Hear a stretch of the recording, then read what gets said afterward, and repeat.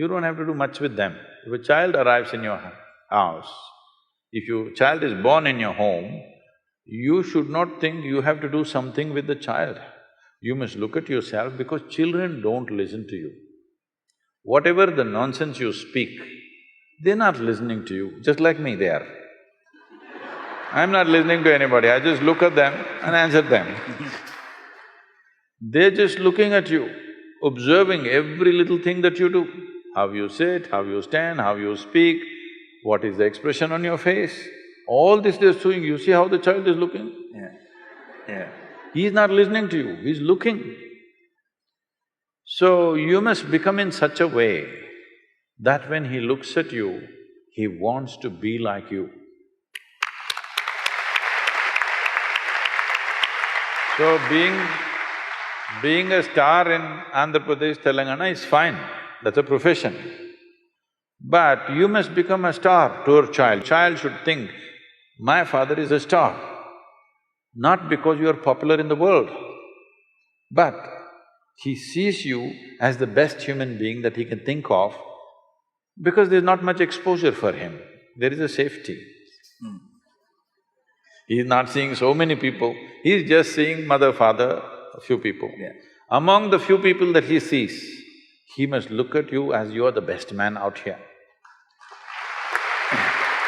If he sees that… That's what I'm working on, Sadhguru. If he sees that, he will anyway go that way. If he doesn't see you that way, then he will look all over the place for some other kind of example. Today, the examples that he sees are not necessarily at home or school or in the neighborhood. They are somewhere in another part of the world. They may not even exist. I'm saying they may not even exist, but they're influencing him. So especially if his screen time has to go down, you must be really a superstar at home. You understand? Everyone. Yes. It's not just for him, for every one of you, this is the only way your child wants to be who you are. He looks at you and thinks, oh, my father, this is not what I want to be. Then you try as hard as you want, he will do everything that you don't like just to freak you. Yes, you've done it.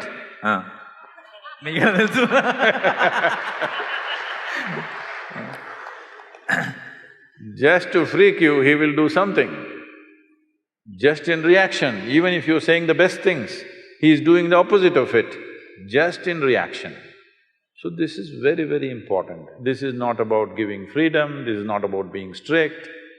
You just create an atmosphere where he's naturally looking up to you, he wants to be like you. In this, if you fix yourself, everything is fine, there's very little parenting to do. It's like, see, even the chicken, ducks, tigers, lions, all of them have done this. If they walk, see how all the little ones are walking behind, running behind them. They desperately want to be like their mother or father. Have you seen this? Your children should become like that. For that, you need to work on yourself, not on them.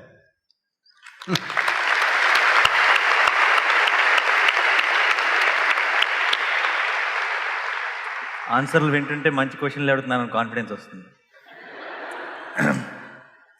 So చిన్నప్పుడు when I was a kid, when he very supposed to be popular astrologer came home and then he said, ఈ అబ్బాయికి రాజయోగం ఉంది అని. రాజయోగం అందరికీ అదే చెప్తారా? ఆ తర్వాత తెలుసు అందరికీ. ఇది తర్వాత ఎప్పుడు తెలిసింది, ఇది ఒకళ్ళిద్దరితో ఈ విషయం డిస్కస్ చేసిన తర్వాత వాళ్ళు కూడా చెప్తే అప్పుడు అర్థమైంది. సో అని చెప్పిన వెంటనే ఫస్ట్ మా వాళ్ళలో డౌట్ ఏంటంటే రాజయోగం అంటే ఏంటి అని అడిగారు.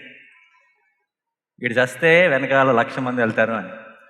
అప్పుడు నేను కొంచెం బాధపడ్డా, చస్తేనా, చచ్చిన తర్వాత ఎంతమంది వచ్చి లాభమే ఉంది, బతుకున్నప్పుడు కదా ఉండాల్సింది అని అనిపించింది.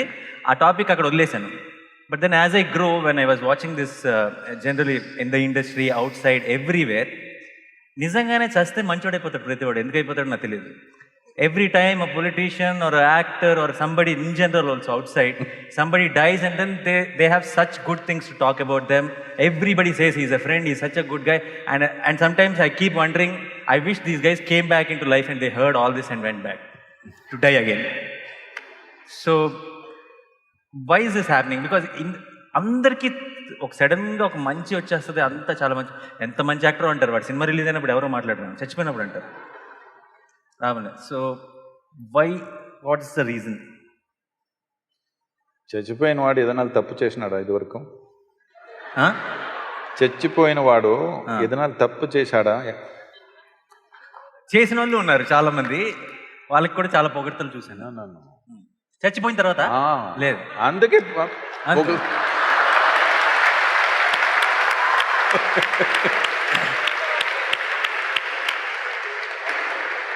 లేదంటే దేవని తిరిగి వస్తాడని భయం. Telugu they did not understand. చాలా బాగా మాట్లాడారు కదా, ఒకసారి ఆయన తెలుగుకి.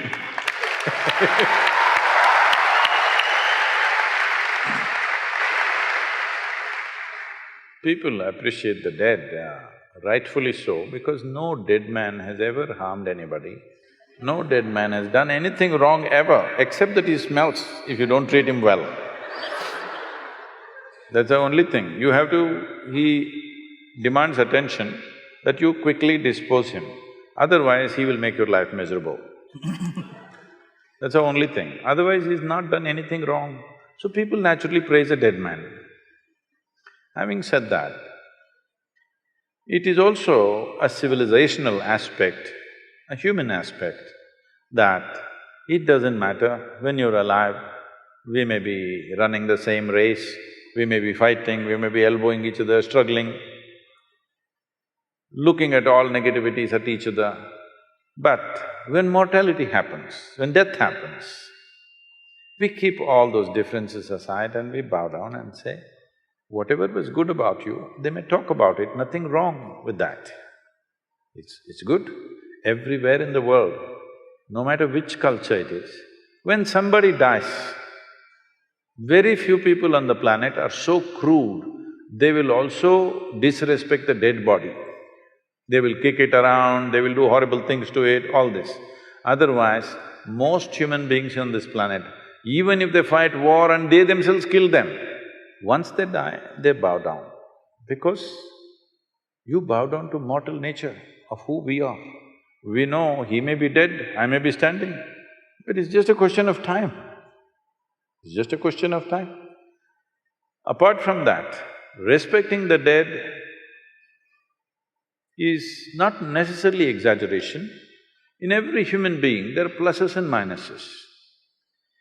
Because both of you were running the same race, I highlighted your minuses all my life to put you down because I want to win the race. But I'm sorry, I don't want to use that word with you, somebody died. Now you talk about their pluses, because pluses were also there. There, we haven't spoken about it. We haven't spoken about it. If now also if you do not speak, even then you want to speak minuses, I think that will be very crude. At least when somebody is dead, if you have nothing plus to say, you become silent. Otherwise, the pluses that you did not say all these years, at least then you must say. I wish they said before, but that doesn't happen. That is true. I wish they had said it all their life, that's a different matter. Yeah. But life doesn't happen like that.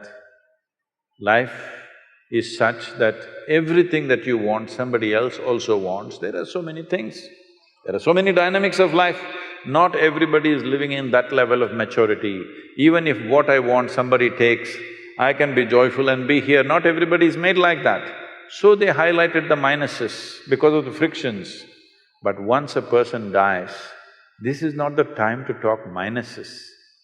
You highlight the pluses. But there are fools who are just exaggerating everything, that's a different matter. But this is a basic human decency towards each other.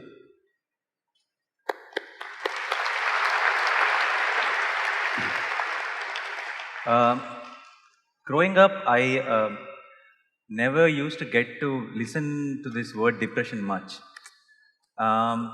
Very, very rarely a word like a psychiatrist or a depression or something. Now that we are all aware of that, then and people know that it's a genuine issue, and we'll talk a lot, which is very good. I understand completely, but then I also realize there's so much of talk happening.